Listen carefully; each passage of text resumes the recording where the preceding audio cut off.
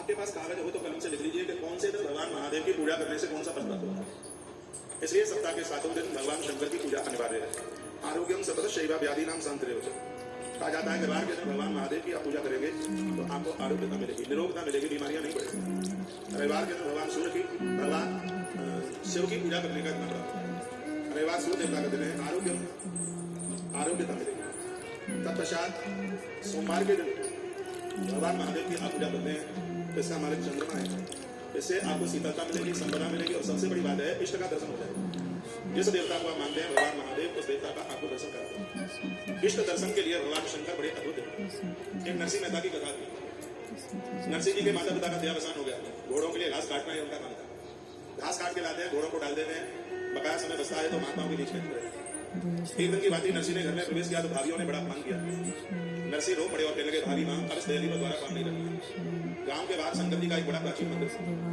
नरसिंह उस मंदिर में शंकर जी की पिंडी को पकड़ करके बहुत रोए, आंख के आंसू पिंडी पर गिरे, पिंडी फाड़ कर भगवान महादेव पकड़। शंकर जी ने नरसिंह को गले लगाया और कहा पुत्र मांगो क्या चाहते।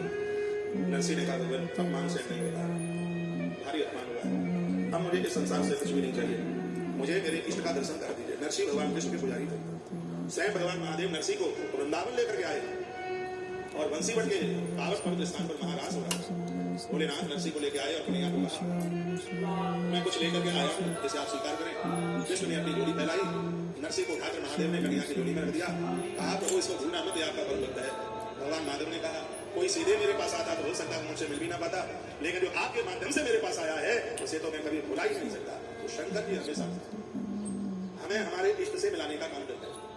तो जो सोमवार का दिन है, इस दिन भोलेनाथ की आप पूजा करते हो, इष्ट दर्शन घर की अभावता मिटती है। सोमवार के दिन भगवान शिव की पूजा की बड़ी। तत्पश्चात फिर कहा गया व्याधि नाम शांतिरेवचा। मंगलवार को भगवान महादेव की आप पूजा करते हैं तो इसके भी 2 फल प्राप्त होते हैं। एक तो आपकी जमीन जायदाद को किसी ने अपने कब्जे में कर लिया है, उससे मुक्ति मिल जाएगी। ये मंगलवार का जन्म पत्री में मंगल दोष है, वो शांत हो जाएगा। सबसे बड़ी बात है व्याधि नाम शांतिरेवचा, जीवन की बीमारियां समाप्त हो जाएगी। यह मंगल का प्रभाव है। मंगलवार का भगवान शंकर का इतना बड़ा प्रभावशाली है। शंकर का बेटा है ना मंगल, अभी आप उज्जैन जाए दर्शन कीजिए। भगवान महादेव का पुत्र धरती माता ने से प्रकट किया। एक दिन कथा आएगी, आप सुनेंगे। मंगल तत्पश्चात पुष्टि देने वाले, माता पिता की सेवा में लगाने वाले बुद्ध देवता। बुधवार को भगवान महादेव को पूजने से आपके बच्चे बुढ़ापे में आपका संग नहीं छोड़ेंगे। आप वृद्धावस्था में अपने बच्चों के साथ रहना चाहते हैं, बहू बेटों से दूर न हो, उसके लिए प्रत्येक बुधवार को भगवान महादेव का अभिषेक कीजिए। जिनके बच्चे घर से रूठ के चले गए, बहुएं रूठ के चली गई है, बहू अपने पियर में बैठ गई है, वापस आ ही नहीं रही है। वर्तमान समय की स्थिति बड़ी गंभीर है। पहले तो लड़के रूठते थे, आजकल बहुएं रूठ करके बैठ जाती है। ऐसी स्थिति में बुधवार के दिन भगवान महादेव का जो महाअभिषेक है, इससे बेटा बहू का संग नहीं छूटेगा। क्या आप उनके साथ रहेंगे, आप वो तुम्हारे साथ। एक तो बुधवार के अभिषेक का यह प्रभाव है। दूसरा प्रभाव है राजयोग बना देता। राजयोग, इसलिए जितने भी नेता लोग हैं बुधवार के दिन विशेष रूप से भगवान महादेव का अभिषेक करते हैं। तो राजयोग का मतलब ये नहीं है कि प्रधानमंत्री कोई बन जाए, मुख्यमंत्री बन जाए, वही राजयोग है। राजयोग के 2 अर्थ हैं हमारे ग्रंथों में, या तो आप राजा बन जाए या राजाओं के साथ आपके संपर्क जुड़ जाए। दोनों की दोनों बातें राजयोग में। या तो आप राजा बन जाए या राजा लोगों के संपर्क में आप जुड़ जाए। ये दोनों की दोनों जो बातें हैं वो राजयोग में ही आती है। तो बुधवार का जो महादेव का अभिषेक है, भगवान शंकर की पूजा है, ऐसा राजयोग बना देखिए। मैं एक बार फिर निवेदन करना चाहूंगा, जिनके बच्चे जिनकी आप से बात जा रहे हैं उनके लिए रूठे हैं, उनके लिए बुधवार का भगवान शंकर का महारुद्राभिषेक कल्याण बहुत प्रभावशाली है। और अगली बात कही गई है गुरुवार के दिन आप शंकर जी का अभिषेक करने से ज्ञान मिलेगा, बुद्धि मिलेगी, इससे आयुष मिलेगा, लंबी उम्र मिलेगी, पूरी दुनिया में नाम हो जाएगा। गुरुवार के दिन विद्या प्राप्ति के लिए किसी वरदान से कम नहीं है। गुरुदेव बृहस्पति की तरह आपके बच्चे विद्वान हो जाए। कितनी बड़ी महिमा गुरुवार की है। शुक्रवार के दिन महारुद्राभिषेक करते हैं, इससे घोर गरीबी का नाश होगा, आपका व्यापार चलेगा। मैंने पूर्व में बोला है, कोई आप प्लॉट में मकान बना रहे हैं और मकान बन नहीं रहा है, कोई ना कोई इसमें रुकावट है, कोई रोड़ा आ रहा है, तो उस प्लॉट में शुक्रवार के दिन भगवान शंकर का अभिषेक किसी अच्छे से ब्राह्मण से, जो विद्वान है, कुछ जानता है, उसे अभिषेक कराइए, तो जमीन का दोष समाप्त हो जाएगा। भगवान शंकर की इतनी बड़ी महिमा है, आपका काम बन जाएगा। मैं एक बार फिर निवेदन करूंगा, संतों से, महापुरुषों से, गुरुओं से जुड़ना इससे बड़ी संपदा नहीं है, और गरीबी झेलना इससे बड़ी विपत्ति है। गरीब घर में जन्म ले लेना हमारे बस में नहीं है, लेकिन अपने स्वकर्मों के द्वारा हम गरीब बनकर के नहीं रहेंगे, ये हमारे बस में है। और गरीबी का नाश हो, आपको काम धाम मिले, उसके लिए शुक्रवार को महादेव की पूजा इस मृत्यु लोक का बताते हैं। तो और गरीबी का नाश करती है, ऋण मुक्त कर देती है, कर्जे से निपटारा कर देती है। और शुक्रवार के दिन घर में महादेव का अभिषेक करने से दूध और दही की कभी कमी नहीं आती। शुक्रवार के दिन महाभिषेक करने से भी घर में शराबी संतान है, किसी भी प्रकार का नशा वगैरह करते हैं, तो शुक्राचार्य जी ने श्राप दिया है, जो ब्राह्मण शराब पिएगा उनके लिए तो विशेष रूप से कहा है। उन्होंने चारों वर्णों के लिए शराब निषेध की बात शुक्राचार्य जी ने महाभारत में बात कही, जो मैंने महाभारत की कथा में सुना है। शुक्राचार्य जी का शिष्य गुरुदेव बृहस्पति का बेटा था, जिसका नाम था कच्छ। कच्छ ब्रह्म विद्या सीखने के लिए, संजीवनी विद्या सीखने के लिए वो शुक्राचार्य जी के पास गया। तो शुक्राचार्य जी की जो बेटी थी जिसका नाम था देवयानी, देवयानी ने उसका बड़ा ध्यान रखा। ये समाचार निशाचरों को पता चल गया, तो राक्षसों ने शराब की बोतल में कच्छ को जलाकर उसकी रात बोतल में डाली और गुरु शुक्राचार्य को पिला दिया। तो कच्छ शुक्राचार्य जी के पेट में चला गया। अब ढुढ़ा पड़े कि कच्छ कहाँ है, कच्छ कहाँ है। तो अंदर पेट में से आवाज आई, वो रोता हुआ कहता गुरुदेव मैं आपके उदर में पहुंच गया। शुक्राचार्य जी ने पूछा बेटा तुम मेरे पेट में कैसे पहुंच गया? राक्षसों ने मुझे जलाकर और शराब की बोतल में वो राख डालकर आपको मिला दी है और मैं आपके उदर में आ गया। गुरुदेव शुक्राचार्य जी ने पेट में अंदर जो बालक घूम रहा था उसे संजीवनी विद्या महामंत्र मंत्र सुनाया। सिद्धि दी, कहा बेटा मैं अपना पेट फाड़ तू बाहर निकल जा, तेरी मौत होगी। इस संजीवनी विद्या के द्वारा, महामृत्युंजय विद्या के द्वारा तू मुझे जिंदा कर देना। महामृत्युंजय मंत्र का कितना बड़ा प्रभाव है। मरे हुए गुरुदेव बृहस्पति के पुत्र कच्छ जिनकी मौत हो गई थी राक्षसों के द्वारा, महामृत्युंजय मंत्र के प्रभाव से पहले तो शुक्राचार्य ने अपने पेट में उस बच्चे को जिंदा कर दिया और कच्छ ने गुरु जी का पेट फाड़ करके बाहर निकल करके आए तो कच्छ ने इस महामृत्युंजय मंत्र के द्वारा अपने गुरुदेव शुक्राचार्य जी को जीवित कर दिया।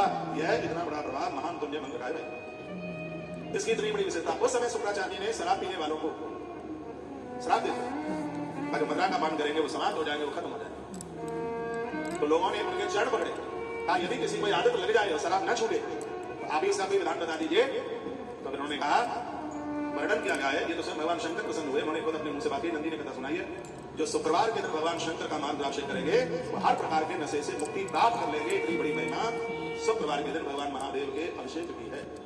तो ये 7 दिन की बात मैं आपके बीच में निवेदन कर रहा हूँ। हर श्लोक को बोल करके बात कही जा रही है। आरोग्यम संपदा शैव व्याधि नाम सांद्रेवचा पुष्टराजता भोगो मृते हानि यथा करो।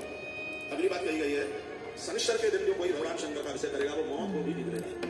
शनिवार के दिन अभिषेक करने पर दुश्मन परास्त हो जाता है।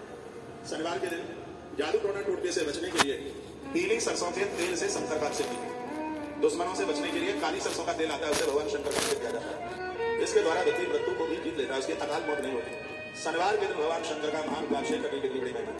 यदि कहीं ज्योतिषियों ने कह दिया कि जन्मपत्री में उम्र कम है, कहीं इधर उधर बिल्कुल भटकने की जरूरत नहीं है। शनिवार के दिन पुराण पुरुषोत्तम मंदिर में जाइए, किसी जानकार ब्राह्मण से ये अभिषेक कराइए। अभिषेक की विधि इस प्रकार से है, पूजा की सामग्री में काले तिल लिए जाते हैं, इसमें विशेष रूप से गन्ने के रस की खीर बनाई जाती है भोलेनाथ का भोग लगाने के लिए।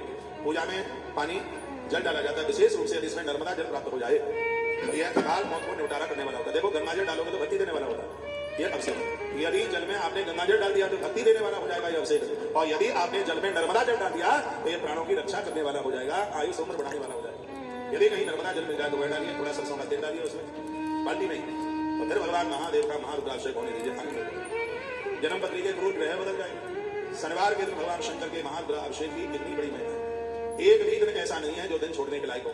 तो सप्ताह के 7 दिन की बात मैंने कही है, एक बार फिर रिपीट कर रहा हूँ। रविवार के दिन आरोग्यता मिलती है, सोमवार के दिन ईश्वर दर्शन होता है, मंगलवार के दिन व्याधियों का नाश होता है, बुधवार के दिन माता पिता की सेवा, माता पिता का साथ, राजनीतिक क्षेत्र में वृद्धि, बृहस्पतिवार को आयु की प्राप्ति, विद्या की प्राप्ति, शुक्रवार के दिन धन की प्राप्ति और शनिवार के दिन लंबी उम्र की प्राप्ति और वंश वृद्धि, बच्चों को जन्म शनिवार का महारुद्राभिषेक देता है। इस सप्ताह के 7 दिन की महारुद्राभिषेक की बात मैंने आपको दी। देवानां प्रीतये पूजा पश्चैव ब्रह्मपदार्थं मंत्र जपो होमो दानं चेत् तपस्या। बहुत ध्यान से सुनिए, कहा जाता है ये पद्धति बनाइए देवताओं के मंत्रों का जप पूजा का पहला प्रकार है। आप प्रत्येक दिन जप कीजिए, उनके लिए हवन कीजिए, पूजा का दूसरा विधान है, दान कीजिए तीसरा विधान है, और उपवास कीजिए ये पूजा का चौथा विधान है। पूजा के 4 प्रकार ग्रंथों में कहे गए हैं। क्या कहा गया? नंबर 1 जप, पहला मंत्रों का जप, नंबर 2 यज्ञ, नंबर 3 दान और नंबर 4 उपवास। इन 4 चीजों से भगवान बहुत जल्दी कृपा करते हैं। ये पूजा के 4 प्रकार कहे गए। उपवास करना ही चौथा प्रकार है। किसी वेदी पर प्रतिमा में, अग्नि में अथवा ब्राह्मण के शरीर में आराध्य देवता की भावना करके 16 उपचारों से जो पूजा की जाती है, यह अपने आप में बहुत विशेष पूजा है। जब मैं इधर आ रहा था तब जजमान के द्वारा इधर चौकियों पर पूजा हो रही थी। उसी बात का यहाँ वर्णन किया है। स्तंजलि प्रतिमायां च अग्नो ब्राह्मण विग्रहे समाराध मित्येवा 16 उपचार। यदि कोई जजमान वेदियों पर 16 प्रकार से पूजा करता है, उसे संपूर्ण देवताओं की पूजा करने का तत्काल पुण्य फल प्राप्त हो जाता है। एक वर्ष में संपूर्ण देवताओं की जो तुम पूजा करते हो उससे जितना पुण्य फल प्राप्त होता है, वर्ष में एक बार अनुष्ठान घर में कराइए, विद्वान ब्राह्मणों को बुलाइए, वेदी बनवाइए, वेदी के ऊपर एक क्षण के लिए फूल भी आप चढ़ा देते हैं, एक फूल चढ़ा देते हैं वेदी पर। आपने मुझे देखा, मैंने आते ही सबसे पहले वेदियों को प्रणाम किया, उसके बाद व्यासपीठ की तरफ आया, वेदियों पर किंचित मात्र समय के लिए भी यजमान बनकर आपको पूजा का फल प्राप्त हो गया है। इसका फल है कि 1 वर्ष तक संपूर्ण देवताओं की पूजा करने का फल आपको प्राप्त हो गया। इसलिए तो मैंने कितनी बार निवेदन किया, ये बड़ा पुण्य है कि कभी यजमान बनकर कथा सुनने का सौभाग्य प्राप्त हो। परीक्षित यजमान बनकर के कथा भागवत की सुनी, देवसी नारद जी ने यजमान बनकर के कथा सुनी, और महात्मा भरद्वाज ने गुरु जी याज्ञवल्क्य के